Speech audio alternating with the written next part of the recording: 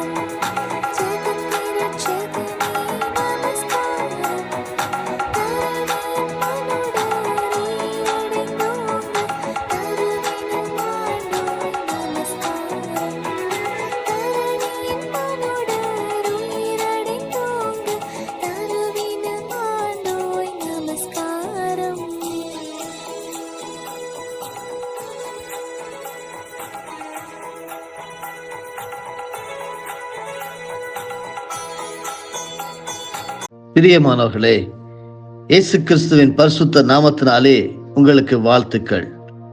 தினம் ஒரு சத்திய வார்த்தை.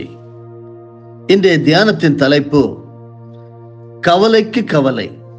1 பேதுரு 5:7 சொல்லுகிறது, கடவுள் உங்களை விசாரிக்கிறவரானபடியால் உங்கள் கவலைகளை எல்லாம் அவர் மேல் வைத்து விடுங்கள். இன்றைய முதலாவது தியான பகுதியாக 2 கொரிந்தியர் 12வது அதிகாரம் வசனங்கள் 7 முதல் 10 வரையிலும் படிப்போம்.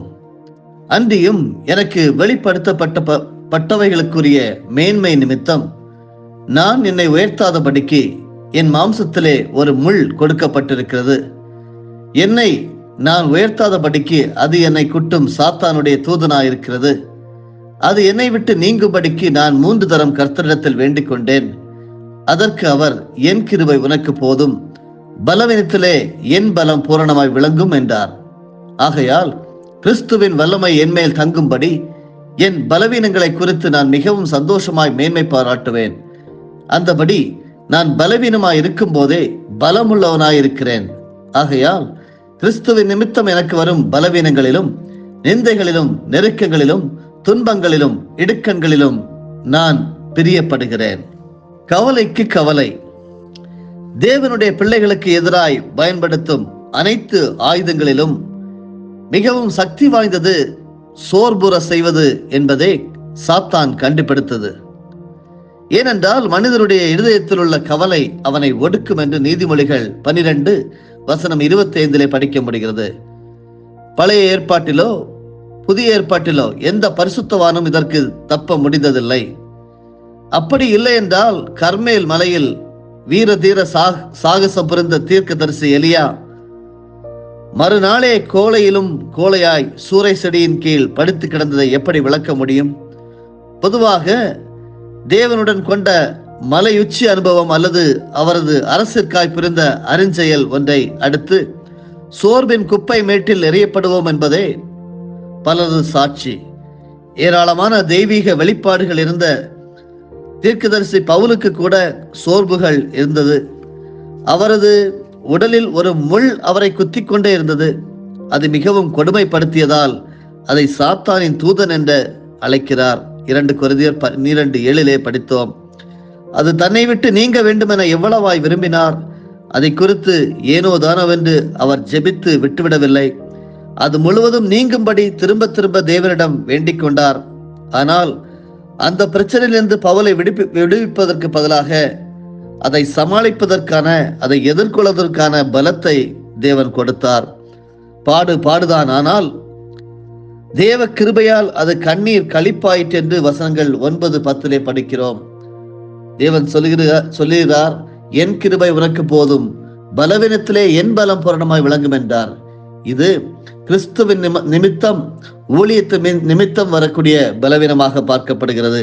பிசாசுக்கு இது இன்னொரு தோல்வி. சோர்பின் பள்ளத்தாக்கில் புதைந்து புலம்பிக் கொண்டிராமல் வலுவிற்றிருக்கும் போது வலுவிற்றிருக்கிறேன் என்று பாடிக்கொண்டு குதித்தெழுந்தார் பவுல். அருமையானவர்களே, முந்தைய தலைமுறையினரின் வாழ்க்கை நமதை விட லகுவாய் இருந்தது. விஞ்ஞானமும் தொழில்நுட்பமும் இன்று உச்ச நிலையில் உள்ளன. சாதனங்களும் சாதகங்களும் அதிகம். ஆனால் விளைவோ இறக்கங்களும் இழைப்புகளுமே.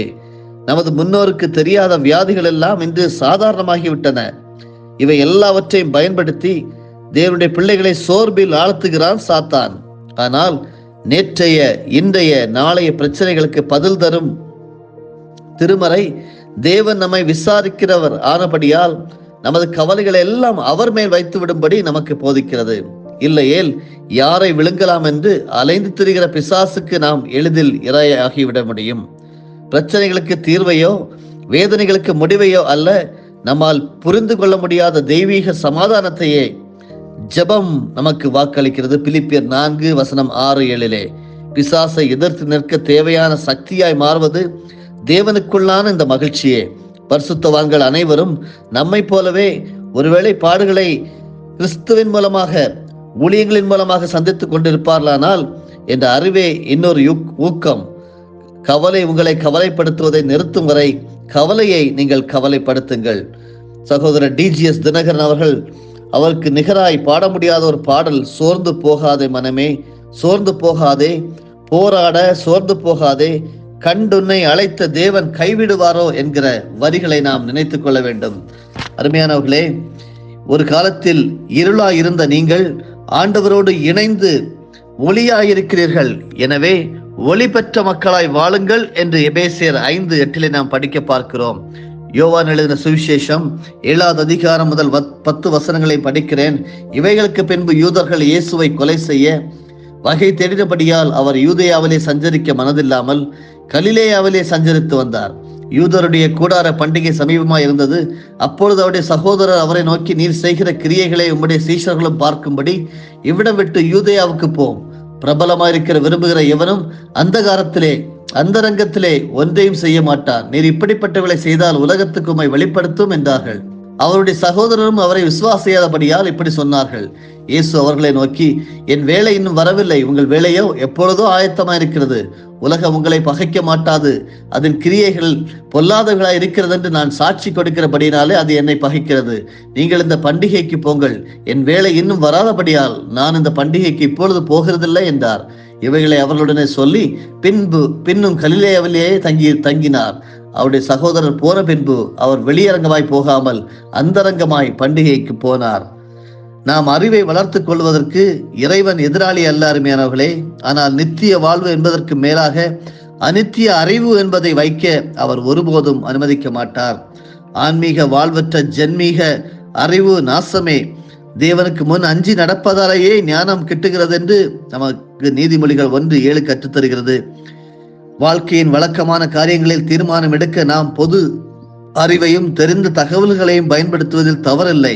ஆனால் முக்கியமான காரியங்களில் தேவனுடைய சித்தத்தை அறிந்து கொள்வதற்கு வெறும் அறிவு சார்ந்த அரசல் பாதகமாயிருக்கும். என் எண்ணங்கள் உங்கள் எண்ணங்கள் அல்ல, உங்கள் வழிகள் என் வழிகளும் அல்ல என்று ஆண்டவர் ஏசாயா 55வது அதிகாரம் வசனங்கள் 8-9 மூலமாக நமக்கு கற்று தந்திருக்கிறார். காரியங்களை பகுத்தாராய்ந்து விவாதிப்பதில் தவறில்லை. ஆனால் நமது சிந்தனா சக்தியை மட்டுமே பயன்படுத்தி நெடுநேரம் தீர்மானத்தின் பள்ளத்தாக்கிலே இருந்து விடக்கூடாது. வெறும் புலனறிவு இறைவனது வழிகளை புரிந்து கொள்ள போதாது. நாம் தரிசித்தோ வேறெந்த புலனறிவை கொண்டோ அல்ல, விசுவாசித்தை நடக்க வேண்டும் என்று 2 கொரிந்தியர் 5:7 நாம் கற்றுக்கொள்கிறோம் அறிவானவர்களே. அப்பொழுதுதான் நமது வழிகள் எல்லாவற்றிலும் தேவனுக்கு பிரியமானவர்களாக இருக்க முடியும். நமது சொந்த புத்தியை சார்ந்திருப்பது ஆபத்து. தேவனை நமக்கு தெரியாத எதிர்காலத்திற்காய் ஆபிரகாமை போல் நம்புவது நமக்கு பாதுகாப்பு என்று எபிரேயர் 11:8 நாம் படிக்க முடிகிறது. ஆலோசனைக்காரர் அநேகர் இருந்தால் பாதுகாப்பு அதிகம் என்றும் ஒருவருக்கொருவர் புத்தி சொல்ல வேண்டும் என்றும் திருமறை போதிக்கின்றது. என்றாலும் அளவுக்கு மீறி பிறரோடு ஆலோசனை பண்ணி கொண்டிருப்பதும் நம்மை குழப்பி விடலாம். நமது உள் மனதில் ஆண்டவர் பேசுவது வேதத்திற்கு இசைவாய் அமைகிறது என்றவுடன் காரியத்தை அதோடு நிர்ணயித்து விட வேண்டும். இயேசு தமது நண்பரின் சகவாசத்தையும் சீடர்களின் ஐக்கியத்தையும் பெரிதும் மதித்தார். ஆனால் தமது பிதாவின் வழியில் செல்லாதிருக்க எவர் ஆலோசனை கொடுத்தாலும் அதை அடையாளம் காண விழிப்புடன் இருந்தார். சிலுவையற்ற மார்க்கம் ஒன்றை சிபாரிசு செய்த பேதுருவை வன்மையாய் கண்டித்தார் என்று மத்தேயு 16:22-23 சொல்லுகிறது.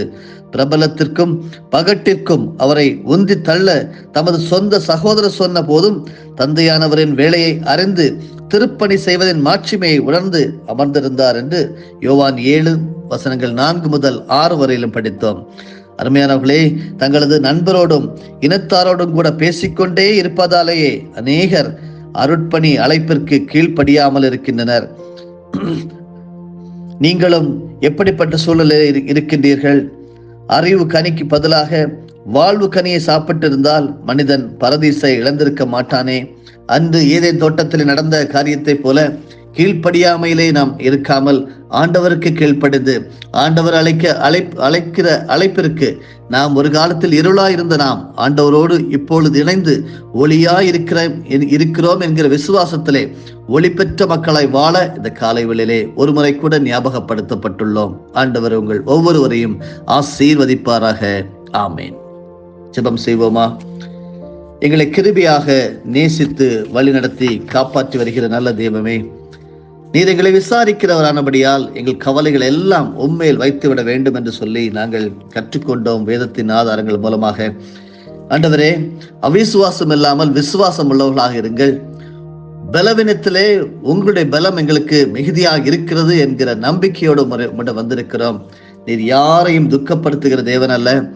ஆண்டவரே, எங்களுக்காக பரிந்து பேசுகிறவர், எங்களை ஆசீர்வதிக்கிறவர், எங்களை உயர்த்துகிறவர். நாங்கள் நம்பி வருகின்ற எங்கள் துருகம் என்று சொல்லி உமக்கு நாங்கள் நன்றி செலுத்துகிறோம். விதமாக ஒரு ஆசீர்வாதமான காலை வேளையை உம்மோடு நாங்கள் பேச, உம்முடைய வசனத்தை தியானிக்க, அதிலே எங்களுடைய வாழ்க்கையை ஒளி பெறத்தக்கதாக ஒருமுறை கூட எங்களுடைய தீபங்களை ஏற்றி விட்டேரே உமக்கு ஸ்தோத்திரம். என்னோடு இணைந்து ஜெபித்துக் கொண்டிருக்கின்ற ஒவ்வொரு பரிசுத்தவான்களும் ஆண்டவரே ஒளியில் நடக்கும் பிள்ளைகளாக கவலைகளை எல்லாம் ஆண்டவரே உம்முடைய பாரத்தை உண்மையில் வைத்துவிட்டு நாங்கள் சந்தோஷமாக சமாதானமாக ஆசீர்வாதமாக தொடர்ந்து வாழ கர்த்தர் உதவி செய்வதாக. சகலத்தை உம்முடைய திருக்கரங்களை தருகிறோம். வெற்றியின் நாளாக, ஜெயத்தின் நாளாக, சமாதானத்தின் நாளாக அறிக்கை செய்கிறோம். இயேசுவின் மூலமே பிதாவே, ஆமென். என் ஆத்துமாவே கர்த்தரை ஸ்தோத்தரி, என் முழு உள்ளமே அவருடைய பரிசுத்த நாமத்தை ஸ்தோத்தரி. என் ஆத்துமாவே கர்த்தரை ஸ்தோத்தரி, கர்த்தர் செய்த சகல உபகாரங்களையும் மறவாதே. ஆமென்.